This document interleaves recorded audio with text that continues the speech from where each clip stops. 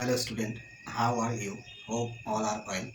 তো আজকে সেই 22শে জুন 2026 আমাদের পশ্চিমবঙ্গ সরকারের রাজ্য বাজেট পেশ হলো। তো এই বাজেটে কি কি বিষয় আলো উঠে এসেছে, তো সেগুলো আমি আমার এই ছোট্ট চ্যানেলের মাধ্যমে আমি তোমাদের সামনে আলোচনা করব খুবই সংক্ষেপে। তো দেখো, আমাদের 15 বছর পরে নতুন বিজেপি সরকার গঠিত হয়েছে। তো সেই সরকারের প্রথম বাজেট পেশ। তো সেই বাজেটে কি কি গুরুত্বপূর্ণ বিষয় উঠে এসেছে, জনকল্যাণমুখী যে প্রকল্প বা উদ্যোগগুলো, সেগুলো আমি আলোচনা করব। তো যে 10টি গুরুত্বপূর্ণ বিষয় উঠে এসেছে, তো প্রথমত আমাদের 38% ডিএ মিলবে অক্টোবর থেকে। আর এখানে বলা আছে 2 নম্বরে 1 লক্ষ শূন্য পদে নিয়োগ। তো আমাদের হচ্ছে টোটাল কিন্তু 1 লক্ষ ভ্যাকেন্সির কথা বলা হচ্ছে। 1 লক্ষ ভ্যাকেন্সির কথা বলা হচ্ছে। 1 লক্ষ ভ্যাকেন্সির কথা বলা আছে, যেটা হচ্ছে এই বাজেটে পেশ করা হয়েছে। এটি একটা গুরুত্বপূর্ণ বিষয়। আমরা যারা চাকরি প্রার্থী রয়েছি তাদের জন্য একটা সুখবর বলা যায়। তো এই 1 লক্ষ ভ্যাকেন্সি আগামী 2026-27 বা তারও 2-1 বছরের মধ্যে সেটা ফিল আপ হতে পারে। সেটা স্পষ্ট করে বাজেটে বলা হয়নি। তো আশা করি 2-1 বছরের মধ্যেই হয়তো সেটা সম্পন্ন হবে, মানে 1 লক্ষ ভ্যাকেন্সিতে নিয়োগ করা হবে। তো প্রত্যেকটা বিষয়ে সেপারেটলি আমি বলবো। তো দেখো, এইটাই হচ্ছে মেন আলোচনার বিষয় আজকে। তো এক্ষেত্রে আমাদের হচ্ছে পুলিশে পুলিশে নিয়োগ করা হবে। পুলিশে নিয়োগ করা হবে 20,000 মতো। আচ্ছা, আর টিচিং পোস্টে টিচিং পোস্টে নিয়োগ করা হবে 50,000 মতো। সেটা শিক্ষক, শিক্ষাকর্মী, প্রফেসর সব মিলিয়ে হতে পারে। আর তাহলে 1 লক্ষর মধ্যে এখানে 70,000 হয়ে গেল। বাকি থাকলো আদার্স। তো তো আদার্সের মধ্যে কী কী থাকতে পারে? আদার্সের মধ্যে দেখো, আমাদের পিএসসির আন্ডারে যে পরীক্ষাগুলো হয়, পিএসসির আন্ডারে পরীক্ষাগুলো যেগুলো হয়, ক্লার্কশিপ। তো ক্লার্কশিপ, তারপরে হচ্ছে মিসলিনিয়াস, তারপরে হচ্ছে আদার্স ডাব্লিউবিসিএস, তারপরে আরও এটসেট্রা অনেক পরীক্ষা থাকে। তো এগুলো আর অন্যান্য পরীক্ষাগুলো এর মধ্যে আরও আদার্স কিছু অ্যাড হবে। তো এই মিলিয়ে কিন্তু হচ্ছে আমাদের বাকি হচ্ছে 30,000 কিন্তু ফিল আপ করার কথা, ফিল আপ হতে পারে। এটা ডেফিনেটলি তো কোনো বলা হয়নি যে কোন বিষয়ে কত। তো এই আমাদের 1 লক্ষ ভ্যাকেন্সি এরকমভাবে ক্যাটাগরি ওয়াইজ ভাগ করা হবে, এটা বলা আছে। আর এক্ষেত্রে আরও কিছু কিছু বিষয় বলা আছে, যেমন যে বয়স্ক বিধবা ভাতা, এগুলো হচ্ছে 500 টাকা করে বৃদ্ধি করা হবে। তাছাড়াও আমাদের হচ্ছে যে অন্নপূর্ণ যোজনার কথা বলা হয়েছে নতুন সরকারের। তো সেক্ষেত্রে কত টাকা বরাদ্দ করা হয়েছে? বরাদ্দ করা হয়েছে 36,000 কোটি টাকা। ঠিক আছে, 36,000 কোটি টাকা হচ্ছে অন্নপূর্ণ যোজনার ক্ষেত্রে বরাদ্দ করা হয়েছে।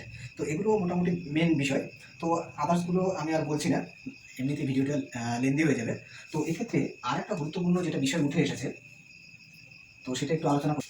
এক্ষেত্রে দেখো, আরেকটি যেটা এই বাজেটের খুব গুরুত্বপূর্ণ অংশ। তো ওমেনদের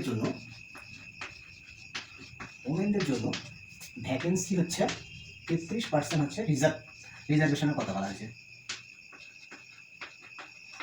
মানে 33% হচ্ছে রিজার্ভেশনের কথা বলা হয়েছে ওমেনদের জন্য। তো এবার হচ্ছে দেখো, আমি কোন কোন ক্ষেত্রে কত পার্সেন্ট হচ্ছে রিজার্ভেশন আছে আমি একটু আলোচনা করছি। দেখো, এসসি ক্যাটাগরিতে রিজার্ভেশন আছে আমাদের 22%। ঠিক আছে, তারপরে এসটিতে রিজার্ভেশন আছে 6%। আর ওবিসিতে, এটা হচ্ছে রিসেন্টলি হয়েছে 7%। ঠিক আছে, আর ওবিসিতে এটা গেল। আর হচ্ছে ইডাব্লিউএস এখানে হচ্ছে 10%, এখানে হচ্ছে 10%। এই মিলে কিন্তু হচ্ছে এটা আমাদের কত হবে? এই মিলে এটা 45%। এই মিলে 45%। ঠিক আছে, তো এইবার হচ্ছে এইটা কিন্তু হচ্ছে ক্যাটাগরি ওয়াইজ ভ্যাকেন্সি। এবার হচ্ছে আনরিজার্ভ। তো আনরিজার্ভদের জন্য ভ্যাকেন্সি ছিল, তাহলে কত পার্সেন্ট ছিল? 55% ছিল।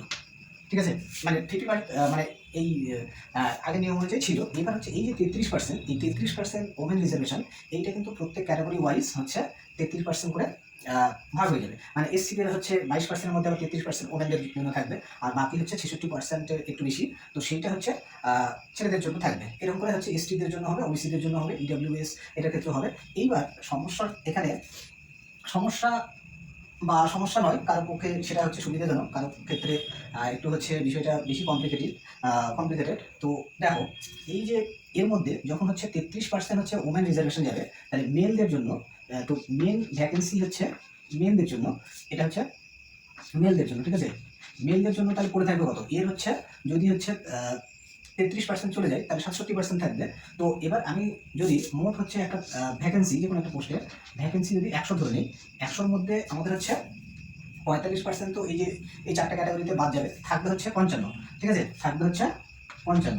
এই 55-র মধ্যে হচ্ছে 33% যদি বাদ দেওয়া হয় তাহলে 67% থাকবে। তো এই হচ্ছে 55, এর হচ্ছে 67%, এর হচ্ছে 67% করলে আমাদের কত আসবে, এটা করলে এই অ্যাপ্রক্স 36 পয়েন্ট সামথিং আসবে। তো আমি 36ই ধরলাম, ঠিক আছে, 36ই ধরলাম। তো এইবার 36%, এই যে হচ্ছে 36% থাকছে, তো 36 না, টোটাল হচ্ছে 100 ধরেছি, 100-র মধ্যে তাহলে 36টা কিন্তু হচ্ছে পোস্ট আনরিজার্ভ ক্যাটাগরিতে ছেলেদের জন্য থাকছে।